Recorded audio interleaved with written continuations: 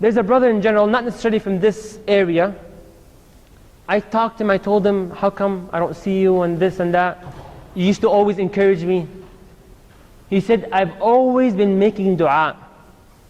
And Allah never fulfilled my request. Never. I asked, oh Allah, make me feel khushu' in salah, focus in salah. Allah did not fulfill it. Oh Allah, increase my belief and my love to you. Allah did not fulfill it. I keep doing this and that and Allah never gives. I'm like, you used to help me become a better person, now you leave? And that's why I told you, the ones that misunderstand Allah's name and Mujeeb are on the edge of leaving Islam. If someone tells you this, do you have an answer? Why Allah's not accepting? Do you have an answer from Rasulullah sallallahu alayhi wa sallam? I'll tell you that in shortly. The Prophet says, that's out of 5, fourth point, لا تعجزوا في الدعاء. Don't give up on making dua. Why? فإنه لن يهلك مع الدعاء أحد. لن يهلك مع الدعاء أحد. No one makes dua and loses. Dua, it's a win-win situation. It's a win-win situation. And I'll prove this to be wrong soon. Let me tell you right now, it's not to confuse you. Dua is a win-win situation. The Prophet said, don't give up. Even if you don't see it coming true, don't give up. It's a win-win-win situation. You will never lose. Number 5, and this hadith, I think if I came and I told you this hadith, that's it, I can justify the fact that we're done in 1 minute. Allah subhanahu wa ta'ala told Rasulullah sallallahu alayhi wa sallam, Rasulullah sallallahu alayhi wa sallam told us, Inna Allah hayyun kareem. It's just amazing. Allah is just amazing. Allah, I don't know if we use the word shy, but we use the word shy. Allah is shy, bashful. I hope I'm using the right translation. Haya, you know haya, right? Hayy, Allah is hayy, has haya. And then the other word he uses what? Kareem, generous. So modest and shyness accompanied with generosity. Okay brother, move on, I will. He feels shy for a person to raise their hands, then putting them down without getting anything in return. Allah feels so shy not to give you what you asked for. What does that mean? Guess what does this mean? Tell me. What does that mean?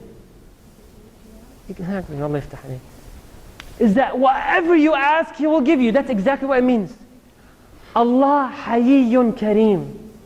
Yastahi, not Allah. Yastahi إذا رفع الرجل, let me say in Arabic, يديه إليه يديه أن يردهما صفرا خائبتين, to give you nothing in return. Allah's shy. So Allah's telling you, I will never do that to you. Never. No, when you make dua, it's over. What does that mean? It's over. It's over. What am I trying to say? You make dua, it will be fulfilled. Who wants to give an example of a dua? Give me an example. A dua, a request. What people would request these days? BMW. BMW. Do you know a specific one? Any specific BMW? X5? M5? Oh, M5, okay. So the brother's going to help you out. So BMW M5. M5, just a really background information, it's one of the fastest 4-door cars in the world. One of the fastest.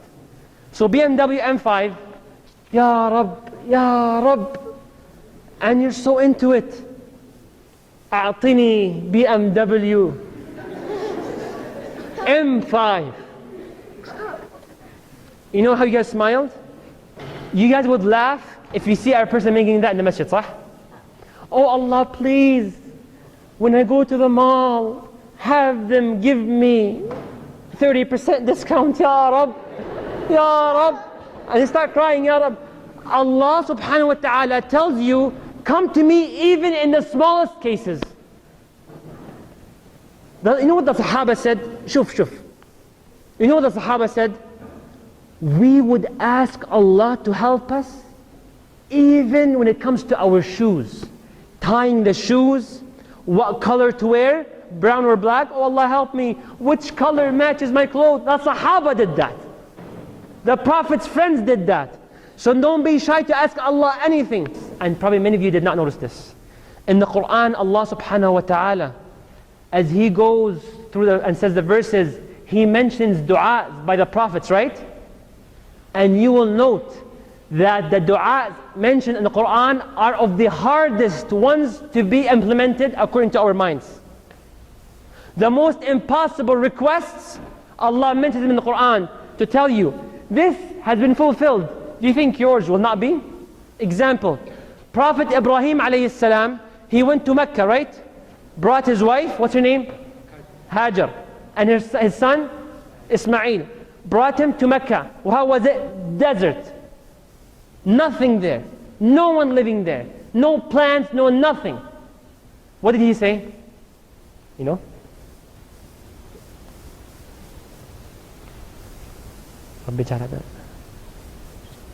You're right. Go. ربي صح اجعل هذا بلدا. Okay, so you're gonna help me out, okay? He said number one, ربي اجعل هذا بلدا آمنا. صح? Oh Allah, make this city safe. Are you kidding me? It's a desert, snakes, lizards. Doesn't matter. He said he knows Allah will fulfill. ربي اجعل هذا بلدا آمنا. Number two, وارزق أهله من الثمرات, and grant them fruits. Ya Allah, ya Museeb. You think if someone makes dua that is impossible, you think the guy is crazy, right? Like Doctor, please help him out. Dr. Murad, Dr. Shakir, please help him, this guy out, he's losing it. Oh Allah, make Canada a Muslim country. Bro, shut this guy up. Ibrahim alayhi salam's dua, wallahi, it's way beyond this. He said, make this city safe, make this city full of fruits, and make this city a place where each and every single heart is attached to it. Has it been fulfilled? Yes, it has been fulfilled. Yes, it has been fulfilled. That Mecca is one of the safest cities in the world. Just don't, your shoes might be taken away. Your slippers might be taken because it's an ER situation. You know what? Someone leaves, no shoes, they're like, I gotta take yours, my bad. Other than that, you can walk 4 a.m. in the morning, a sister by herself, nothing. MashaAllah. His dua was accepted. Number two, he said, grant them fruits. And I said this before, I went to Mecca to a hotel called Ash-Shuhada. We went to the buffet. Fruits, wallahi, I've never seen in Canada. So I asked the guy who was a manager at the restaurant, guess where he's from?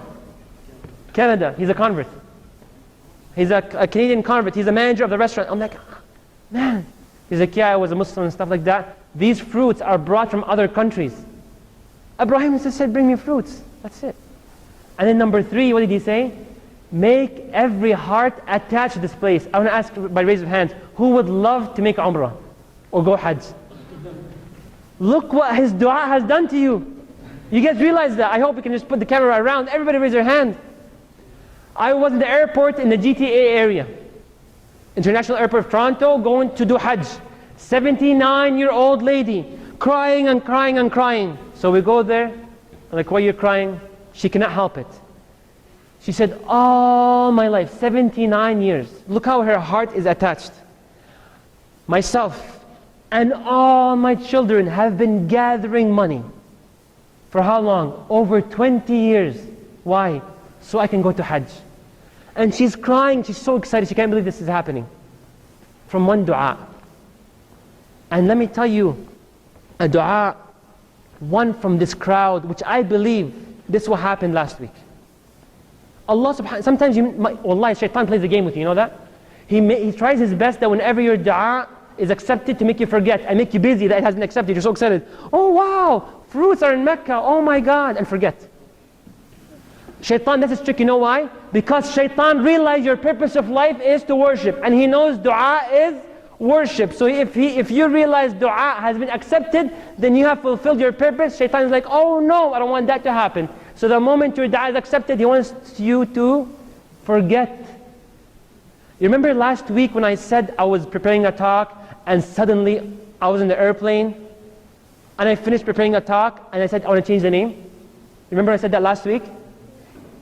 I want to talk about Allah's name. What was last week? Al-Jabbar? I don't know why, I was talking about another name. I was going to talk about this.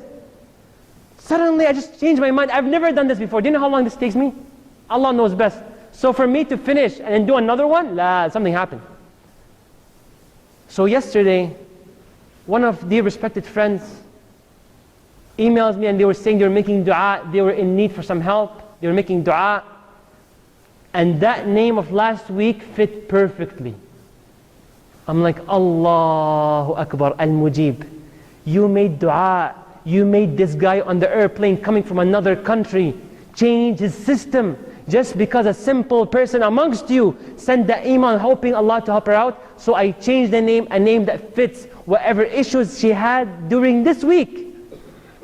So don't think it's only for prophets. Don't ever say that.